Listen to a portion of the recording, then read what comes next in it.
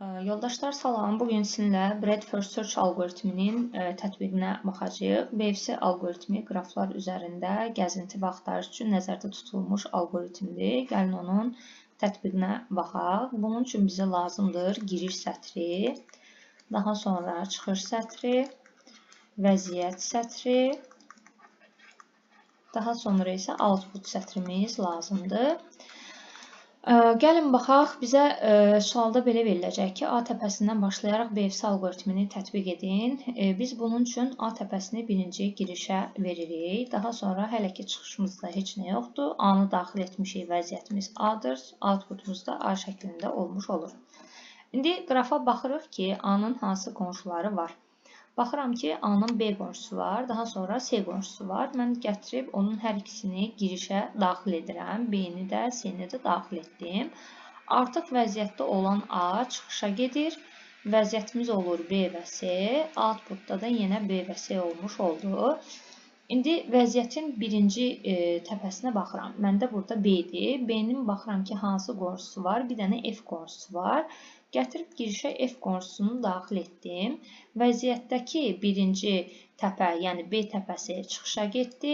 C təpəsi keçdi B-nin yerinə oldu C və F-i də daxil etdiyimiz üçün gəldi C-nin yerini tutmuş oldu. Yəni vəziyyətimiz oldu CF. Outputumuz da həmişə girişlə eynidir. F təpəsi olaraq qaldı. İndi baxırıq, vəziyyətdə birinci təpə hansı təpədir? C-dir. Demək, biz burada C-nin qonşularını daxil edəcəyik. Yəni, burada Y və D daxil olmuş olacaq. Y və D-ni daxil etdik. Çıxışa təbii ki, C gedəcək. Vəziyyətimiz olacaq F, Y və D. Outputumuz həmişə girişlə eynidir. Olacaq Y və D. Bu şəkildə olmuş oldu. İndi baxırıq. Vəziyyətdə birinci təpədə F durur. F-in heç bir qonşusu yoxdur. Yəni girişə hələ ki heç nə daxil etmirəm. F-i çıxarıram. Vəziyyətim Y-D olaraq qaldı. Outputumda da heç nə yoxdur. İndi baxıram. Vəziyyətdə birinci təpə hansıdır? Y təpəsi. Y-nin qonşusu varmı? Yoxdur. Heç nə daxil etmirəm. Y-ni çıxışa verirəm. Vəziyyətim qaldı D. Outputda da heç nə yoxdur. Bir dənə D təpəm qaldı. D təpəmin qonşusu var. H daxil edirəm. D-ni çıxışa verirəm. Vəziyyətim H, output H. H-ın qonşusu varmı? Bəli, var. J-ni daxil etdim.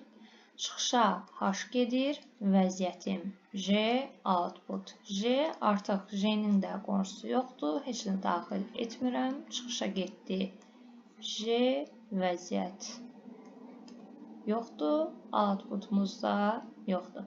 Və beləliklə bütün qraf üzərində gəzdikdən sonra belə bir tablomuz alınır və gəzinti hissələrimiz output olaraq, outputda yazılanları mən cavab olaraq qəbul edirik. Yəni birinci A-nı gəzdik, sonra B-ni, daha sonra C, F, daha sonra Y gəzildi, D gəzildi, H və J.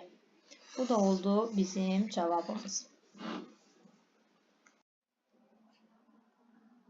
Gəlin DFC algoritminin də tətbiqinə baxaq. DFC algoritmi isə BFC algoritmindən fərqli olaraq həm qraflar, eyni zamanda da ağaclar üzərində gəzə bilir. DFC algoritmi BFC algoritmindən mahiyyətcə fərqlənir. Yəni, mahiyyəti bundan ibarətdir ki, DFC algoritmində bir yol seçilir və o yol sona qədər gedilir. Əgər gedə biləcəyi başqa bir yol yoxdursa, ən başa qayıdılır, başqa yol seçilir və bu şəkildə də davam edilir. Burada BFC algoritmindən fərqli olaraq bir stak vəziyyət var. Stak vəziyyət nədir? Yəni, bir qab fikirləşin. Biz bura bütün təpələri daxil edirik və artıq yol olmadıqda digər yolların hər biri çıxarılır və başqa yol tapılaraq yenidən stak vəziyyətə əlavə olunmuş olur. Gəlin tətbiqinə baxaq. Burada əsasən iki əməliyyatdan, push və pop əməliyyatlarından istifadə edəcəyik. Birinci addımımızda biz push əməliyyatını yerinə yetiririk. Pushla A-nı daxil edirik və bu stak vəziyyətimizə əlavə olunmuş olur. Burada başqa çıxış vəziyyətimiz var. və var output yenə vəziyyətimiz. Və sonunda yenə outputumuz bizim cavabımız olacaq. Staka birinci A-nı əlavə etdik.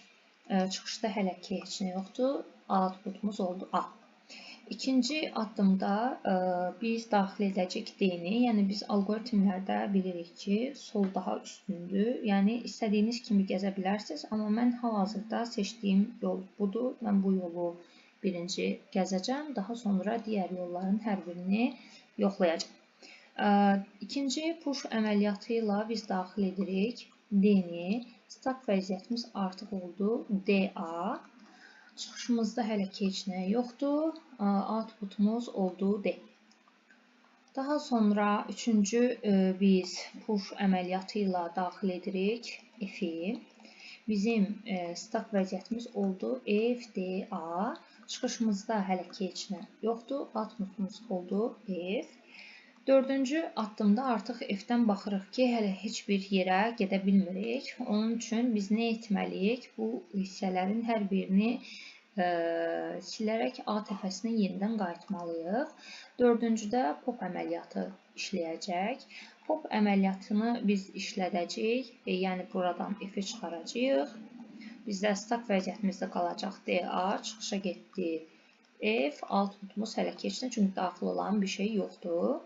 Beşinci əməliyyatımız yenə pop əməliyyatı olacaq. Pop əməliyyatından D-ni çıxaracağıq. Stak vəziyyətimizdə qalacaq A, çıxışa gedəcək D, outputumuz heç nə. Altıncı addımda biz artıq yeni yol seçməliyik. Mən bu səfər gəzəcəm bu yolu, AH yolunu və push ilə mən H-ı daxil edirəm. Bizdə stak vəziyyətimiz olacaq HA, çıxışa heç nə yoxdur, outputumuz olacaq H. 7-ci addımımızda baxıram ki, H-dan bir yol yoxdur. Mən bunun üçün pop əməliyyatını yerinə yetirirəm, H-ı çıxarıram və stak vəziyyətimdə qalır A, çıxışa getdi H, outputumuzsa heç nə. 8-ci addımda mən artıq bu yolu gedəcəm. Bu yola baxıram. A-dan birinci gedəcəm mən pushla daxil edək B-ni, B-yə gedəcəm və vəziyyətim olacaq, yəni stakımda olacaq BA. Çıxışa hələ ki heç nə getməyib, outputum oldu B. B-dən iki yol var. Y-ni də gəzə bilərik, S-ni də fərq yoxdur. Birinci Y-ni gəzəcəm. 9-da pushla biz daxil edirik Y-ni. Vəziyyətimiz olacaq Y, B, A. Çıxışda heç nə yoxdur. Outputumuz Y.